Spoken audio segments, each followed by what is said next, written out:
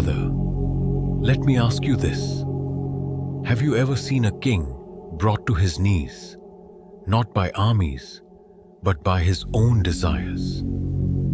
History is full of empires crumbling, families breaking, and brilliant minds destroyed, all because of one thing: uncontrolled lust. Modern society wants you to believe lust is normal, even something to celebrate. But let me tell you a toxic truth. It's not just a trap. It's the chain that keeps you from greatness. And in the end, it leaves you emptier than you've ever been. Stick with me for the next few minutes, and I'll show you how this silent killer is consuming your potential and what you can do to break free, because, brother, your life is worth more than this. Welcome, fellow sapien, to a journey of self-mastery and success for a person living in the modern world. For better understanding, we will divide this video into 6 segments, starting with Segment 1, the destruction lust leaves behind. Let's start with a harsh reality. Lust is not just a personal problem. It's a generational curse. Entire kingdoms have fallen because a man couldn't control his desires. Think about the Trojan War. It wasn't started by armies. It was started because Paris couldn't control his lust for Helen. Closer to home, we see this in the Mahabharata too, where uncontrolled desires set the stage for war. Now, modern society has taken this destructive force and wrapped it in glitter, calling it empowerment, freedom, or just having fun. The truth? It's turning men into slaves. Weak men consumed by lust are easy to manipulate. They lack discipline, lose focus, and are unable to build meaningful relationships or achieve greatness. And here's the worst part. Lust doesn't just destroy you. It destroys everything around you. Your dreams, your relationships, and your potential. Think about it. Why do you think marketers spend billions on ads filled with lustful imagery? Because they know it works. But here's the question. Are you okay with being their puppet? Segment 2. The difference between love and lust. Here's a question I get asked often. What's the difference between love and versus? Let me make it simple. Love liberates. Lust enslaves. Love is like the sun. It gives energy, life, and warmth. Lust is like a fire. It consumes everything in its path and leaves only ashes. Let me share a metaphor that hits hard. A tongue addicted to eating from fancy hotels every day struggles to find satisfaction in home-cooked meals. The same goes with people.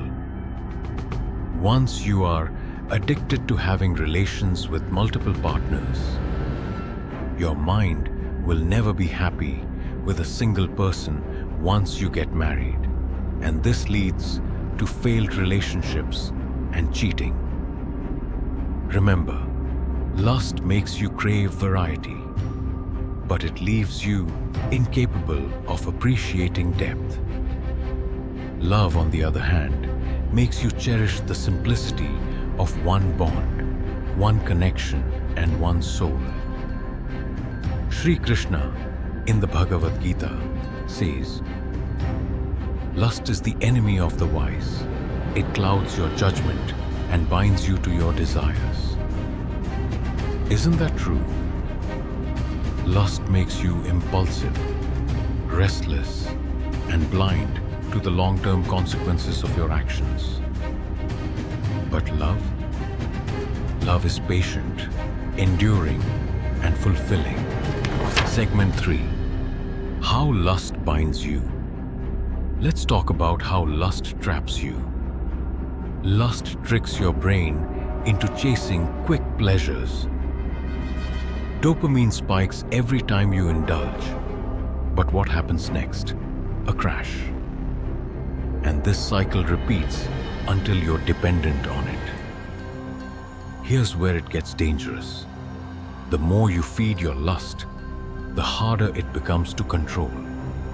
It's like feeding a snake. You might think you're in charge, but soon it's controlling you. Lust makes you vulnerable to manipulation, bad decisions, and even addiction. I once asked ChatGPT to explain how dopamine works, and the response shocked me. Every time you chase lustful pleasures, you're rewiring your brain to crave more. As a result, now the brain requires a higher level of dopamine to reach the same level of satisfaction that you achieved previously at a lower cost. And let me tell you, it's not just rewiring, it's eroding your self-control. Now, before we go over to the next segment, please mind giving this video a like, as it boosts its reach, subscribing to this channel, and turning on the notification bell to not miss out on more such informative videos on how to be a better sapien. Anyways, moving on. Segment 4.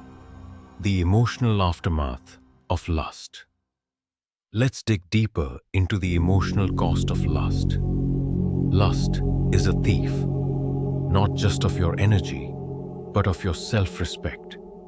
Every time you give in, you feel a fleeting moment of pleasure, followed by a crushing wave of guilt and emptiness. The problem with lust is that it never truly satisfies. It's like drinking salt water when you're thirsty. The more you consume, the thirstier you get. Over time, this cycle doesn't just leave you drained. It leaves you hollow. And here's the worst part. It robs you of the capacity to feel deeper, meaningful emotions like love and contentment. Think about it. Have you ever heard anyone say, "I'm proud of how much I've indulged in lust"? No. Instead, you hear regret. "I wish I hadn't wasted so much time on this." Lust makes you feel cheap, like you've sold a piece of yourself for something worthless. This happens because lust is inherently selfish. It's about taking, not giving. And when your actions are driven by selfishness, they'll never lead to long-term fulfillment. Love, on the other hand, is selfless. It's about building, sharing, and growing together. That's why love leaves you full, and lust leaves you empty. Brother, you don't need to feel that way anymore. The guilt and emptiness are your mind's way of telling you that you're meant for something greater. It's time to listen. Segment 5. Breaking free from lust. Now, let's talk solutions. How do you break free from this cycle? The first step is awareness. Understand that lust is not harmless. It's a thief stealing your focus, energy, and potential. Next, build discipline. Every time you say no to lust, you're strengthening your willpower. Channel that energy into something productive, like fitness, learning, or building relationships. Finally, surround yourself with the right influences. If you're constantly exposed to lustful content, your mind will adapt to it. Instead, consume content that uplifts you, challenges you, and pushes you toward growth. There's one powerful tool that can help you take control of your desires, and I'll share that in just a minute. Stay with me. Segment 6. replacing lust with purpose. Here's the tool I mentioned: purpose. Without purpose, your life feels like a void, and lust is quick to fill that emptiness. But when you have a mission, a reason to wake up every morning, lust becomes a distraction you simply can't afford. Here's the thing: lust thrives in idleness. When your mind has nothing meaningful to focus on, it turns to quick pleasures for stimulation. That's why the first step to overcoming lust is to fill your life with something bigger than yourself.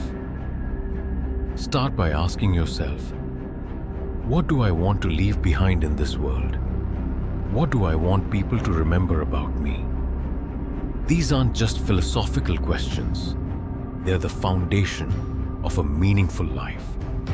Maybe your purpose is to excel in your career, to support your family, or to become the strongest version of yourself.